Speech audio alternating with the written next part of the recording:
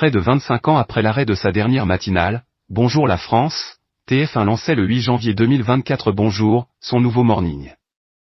Petit à petit, au fil des mois, l'émission du matin de la Une a grignoté des parts du marché, jusqu'à donner quelques sueurs froides au leader incontesté de cette case stratégique, France 2, avec son incontournable Télématin.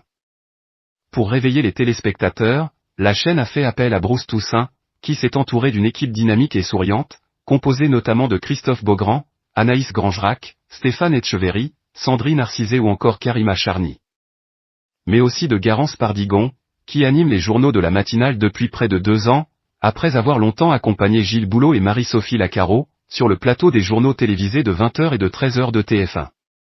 Ses responsabilités, au sein de la nouvelle matinale de la première chaîne d'Europe, n'ont pas empêché cette journaliste de 34 ans de s'épanouir, au sein de sa petite famille, avec son compagnon, Mathieu Abasque, lui aussi journaliste, avec qui elle a déjà un petit garçon prénommé Joseph. La présentatrice a en effet accueilli une petite fille, Suzanne, il y a 6 mois. À l'occasion de cet anniversaire, Garance Pardigon a publié un émouvant message, sur son compte Instagram, en partageant une photo de son bébé. Hier, tu as eu 6 mois, écrit la journaliste de TF1, sur le réseau social. Nous avons trinqué à ta demi-année devant un sapin tout juste décoré. Dans un long texte, Garance Pardigon évoque l'angoisse que furent ses premiers mois de grossesse. La présentatrice a en effet contracté la toxoplasmose, alors qu'elle portait sa petite fille dans son ventre.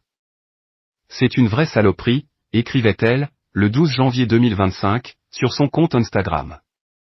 Du genre qui tue l'embryon ou provoque chez lui des malformations graves et handicapantes. Certaines d'entre elles sont visibles aux échographies, tous les mois. D'autres non. Ces mauvais souvenirs lui sont revenus, raconte-t-elle dans son message posté ce dimanche 30 novembre 2025, à l'occasion des 6 mois de sa petite fille. Tous mes revenus, écrit Garance Pardigon. Ce mois de décembre où je te portais dans mon ventre sans pouvoir m'en réjouir.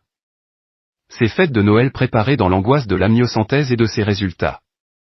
Joseph qui ne savait rien mais comprenait tout, triste et agité sans pouvoir se l'expliquer.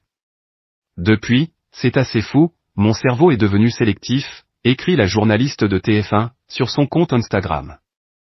J'oublie les mauvais souvenirs, et plus largement ce qui a tendance à me contrarier.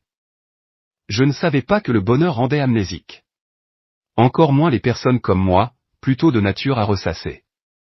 C'est pratique pour tout, sauf les rendez-vous médicaux qui te concernent. Garance Pardigon raconte ainsi que c'est son compagnon, qui a amené sa petite fille faire une prise de sang, pour vérifier que tout allait bien.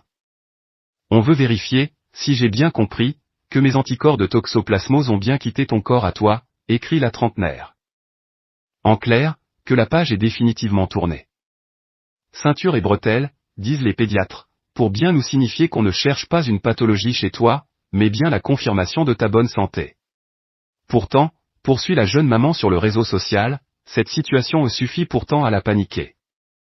Et je pense, encore une fois, à tous ces parents dont l'un des enfants est vraiment malade, conclut-elle.